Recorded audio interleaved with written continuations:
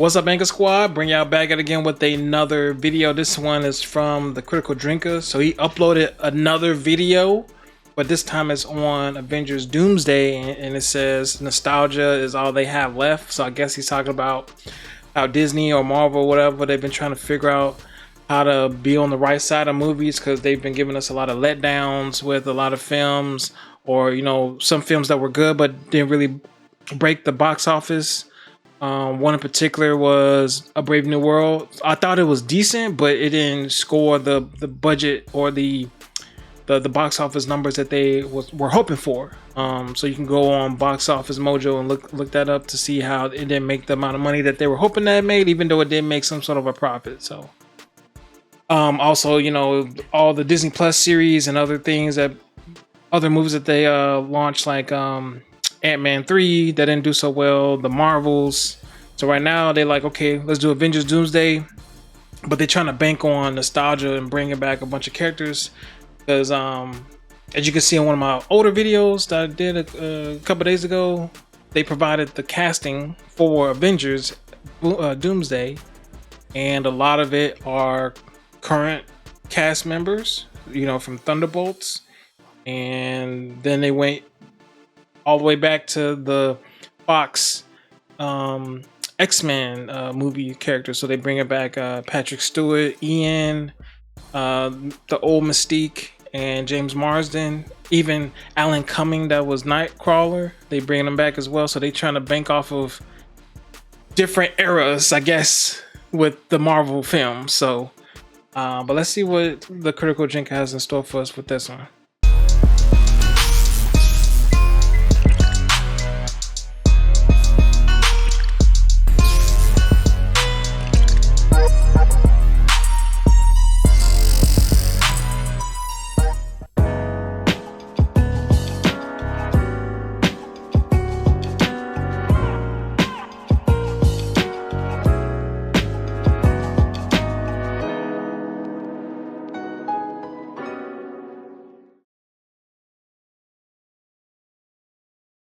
It really has been a rough couple of years for the MCU, with an unpleasant combination of a multiverse story arc that never really got off the ground, disgraced stars that forced major course changes, box office flops, disappointing underperformers, and occasional isolated successes that were impossible to capitalise on. It's a franchise that's been drifting directionless ever since Endgame, with no clear narrative drive and nothing in particular to get excited about, and from the looks of things so far, 2025 isn't shaping up much better.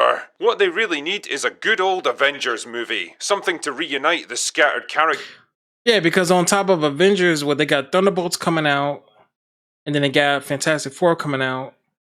Then Avengers is coming out, next year? Or next year? Yeah. So I think they're trying to, instead of rapid firing us with a lot of Disney and Marvel content, they're trying to take a step back and recoup and figure out, okay, what's the best way moving forward when it comes to these movies, instead of giving y'all like 5 or 6 Marvel movies in 1 year, which I think should work out. So, but we have to see.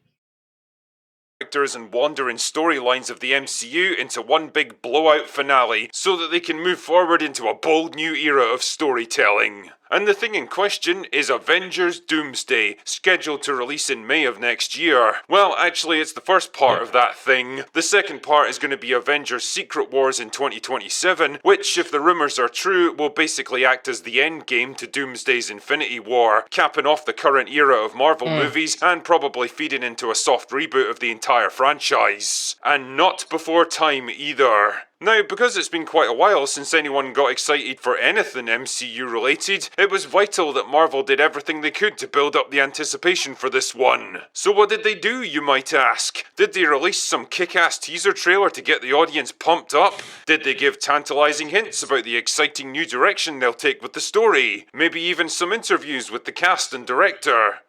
Wrong. Nah, they just dropped a 5-hour live stream with a bunch of names on the backs of chairs. Which, depending on if you are looking at the perspective as a fan versus a content creator or a news writer or whatever, the whole them showing, with 20-something chairs with 12-minute intervals, it can work one or two ways, or depending on what side that you're on. On a marketing standpoint, I understand that they're trying to give each cast member their time, whether it's 10 to 15 minutes of conquering the media. Because within 10 minutes or 20 minutes, word can spread quickly. You look on your Facebook feed, your Instagram feed, and you can be like, "Oh, Nightcrawler coming back. Oh, Patrick Stewart coming back." You know what I'm saying? Like every time I was pretty much refreshing my Instagram while I'm watching basketball or whatever, I see a new cast member coming up. So they did that to just this is just my guess. They did that to give each cast member their spotlight, because if they could have just blurred out, "Oh, these 20 some people are coming back," and it just would have been one done deal thing, and everyone would have moved on with their lives. But with Marvel conquering that 5 hours of media, I think that's a smart move on their end. But as a content creator, you sitting there waiting on, for the next chair and everything. I could see that it could be prolonged, especially when you have other things to do. But I waited until everything. I mean, even though I was going through my feed, I would see bits and pieces here and there. I waited till everything was done, and then I did that reaction video with that 1.5 minute, pan through the whole chair thing, because I wasn't gonna sit for 5 hours for that. Nah. I mean, fuck me, it's different, I guess. Yeah. And to be fair, there's a pretty extensive list of names attached to this one. Sure, a lot of them are fucking nobodies from obscure movies that most of us can barely even remember. Dang, he said nobodies. He called them nobodies. Dang. Seriously, you need to stop trying to make Yelena happen. She's not going to happen. Neither is Shuri as discount Black Panther for that matter. I mean, to be honest though, they're working with what they got though. I mean, because Chadwick Boseman passed away, so they're not gonna just use Avengers to just drop in another Black Panther like that. You know what I'm saying? So she's already established. Now after this, they can move on to when they make Black Panther 3, roll with that. But I mean, they're working what they got, and then using Yelena because Scarlett Johansson said Black Widow's dead. Like, she's not coming back. So they got Yelena. You know what I'm saying? So, like, can you really fault them with that? You know what I'm saying? Like, yeah. However, there are some big names in there too. Once again proving that every man has his price, Robert Downey Jr. is coming back after being away for more than half a decade, this time playing Victor Von Doom, which I'm sure totally isn't a cheap way of backdooring Tony Stark into the franchise again. If I was a cynical man, I'd say that old Robert here might have been missing those big Marvel paychecks lately, because his post-Endgame career hasn't exactly been jam-packed with box office smashes. Right, The Dr. thing is, Dolittle, as I heard awesome it as he was not was that back great. in the day, he's almost 60 years old now, and he Ooh, kinda looks 60. it, and I'm not really sure I want to see a stringy, washed out, aging, veganized actor like him half-heartedly going through the motions for an easy payday. It's a bit like dragging your dad along to a Comic-Con dressed as some anime character he's never heard of, and forcing him to pose for pictures with people a third of his age. I'm actually kinda surprised to see Chris Hemsworth coming back though, when he seemed to be pretty much done with Marvel after the disaster of Love and Thunder. I wonder what they've got in mind for him this time. Can't wait to see Thor go on another journey of self-discovery to find his true purpose in life for like the 5th time in the past decades. Pedro Pascal's also making an appearance in this movie, naturally, because he's in literally everything. In fact, I'm not entirely convinced he isn't in this room with me right now. Oh wait, that's just Tatiana. Said Tatiana. Shut up, I'll feed you when I'm goddamn good and ready! No sign of Brie Larson as Captain Marvel, though. Is that like a personal attack or something? I mean, I know she's been overshadowed by people like Rachel Zegler in recent years, who did what she did. Speaking of that, like I heard, this is probably a rumor, but I heard something about Rachel Zegler and Gal Gadot coming to the MCU. But I'm gonna do some more digging on that. If I find something that confirms it or something, I'm gonna do a video on it. But I heard a rumor or something that either Rachel Zegler and Gal Gadot reach out to Marvel or vice versa. But I'm like, we don't want we'll bring on Gal Gadot, but Rachel Zegler, nah, you can stay at home. You can stay at home. Because these interviews that you're doing, talking about weird, like, no. No. Bigger and faster and more retarded. But you know what? Brie did it before it was cool. She walked so that Rachel could fly, and I Oh think she wow, deserves really? closure, damn it. But the biggest surprise, if you can Tomorrow even she call it walked so that, was the Rachel could contingent fly. of old X-Men actors making an appearance in this film. And fuck me, I really do mean old. Patrick Stewart and Ian McKellen, who are both well into their 80s now, are reprising their roles as Xavier and Magneto. So are Alan Cumming, Rebecca Romaine, and James Marsden. I wonder if Rebecca's gonna have the balls to get into that blue bodysuit again. And you can bet your left arse cheek that Hugh Jackman won't pass up. I mean, that's what Mystique is, the blue bodysuit. So I guess unless they just make it all CGI, probably with technology now, they could probably just make it all CGI, so she don't have to like get into the makeup. But how well is it gonna look? That's the thing. So An opportunity to play Wolverine again, even if he hasn't been officially announced yet. The thing is, haven't we done the whole bring back the X-Men actors for nostalgia bait routine like several times already? I mean, I like those actors as much as the next guy, and it feels like there's a growing nostalgia for that early 2000s era of superhero movies, but really, what are we trying to accomplish here? Just another multiversal clusterfuck where we bash a bunch of toys from different franchises together and hope something interesting happens? And I guess that leads me into my main takeaway from this whole thing. It all just feels a little bit desperate. Just one big He said gimmick, baiting desperate. people into watching it for a chance to see their favourite character in action one more time. And the thing is, that's really not what the Avengers movies are supposed to be. Fuck. Films like this are supposed to be the culmination of a storyline that's been carefully building up for several years across multiple movies. It's the big release of dramatic tension that you need every so often, but the problem is, there is no dramatic tension in the MCU anymore because nobody seems entirely sure what the fuck's even happening in it. Captain America Brave New World mentioned at one point that the Avengers technically don't even exist anymore, and it took me a moment to realise, oh yeah, he's actually right there. It's been so long since any movie in the franchise actually addressed the state of the Marvel Universe that I'd stopped even thinking about it in those terms anymore. Much like Star Wars can't seem to make any new ideas work, Marvel is now forced to reference itself to generate interest in its new projects, drawing on the past to try to prop up the present. Like an old man with his best days long behind him, all the MCU can really do now is reminisce about happier times, when it was still young and cool and respected, when it was still doing great things, and people flocked to see its latest offerings on their own merits.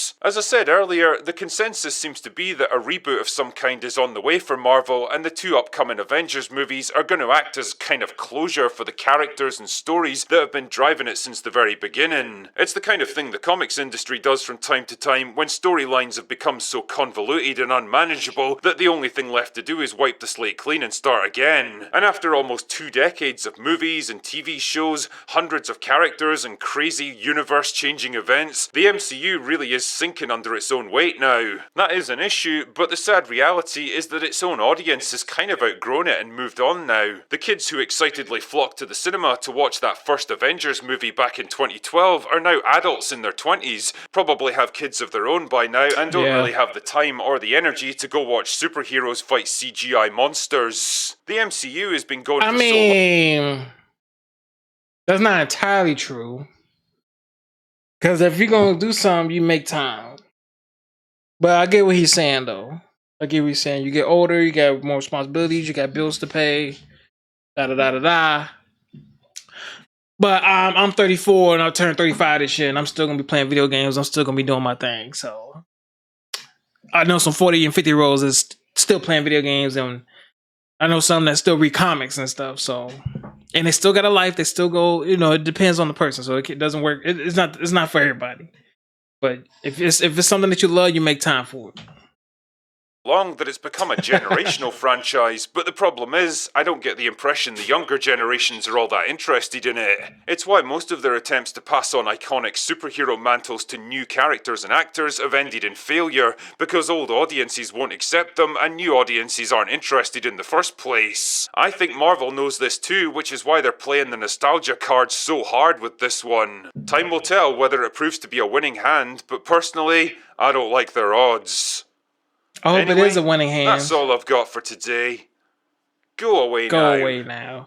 Hope it is a winning hand. But I mean, a lot of studios try to play the nostalgic thing, especially when they reboot like horror films and stuff. So, but yeah, you do got a good point. You know, the odds could be stacked against them. It just depends on what characters they. I mean, the fact that they didn't cast Spider-Man yet for this. I mean, I have a feeling that Spider-Man will be in Secret Wars, but the fact that Spider-Man probably won't be in it, that could be a letdown for some.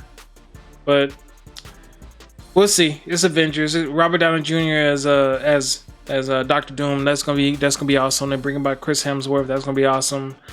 Now we're trying to figure out, is Doctor Strange gonna be in it? Because that's another big person that's not in it that hasn't been casted yet. So we're going to see about that. They got all the Thunderbolts, or most of the Thunderbolts. They got the Fantastic Four. They got the X-Men people, but there's no Halle Berry. There's no Hugh Jackman. You know what's going on with that? That's another thing that people are going to be questioning. So, but I did read an article saying that the members that they casted already isn't like all of them. That it's possible that they could have more, but it's based off of availability as well. Because some members or some members are probably working on a different movie right now and they're not available. So they're gonna wait till they are available, film their scenes, and then put it together.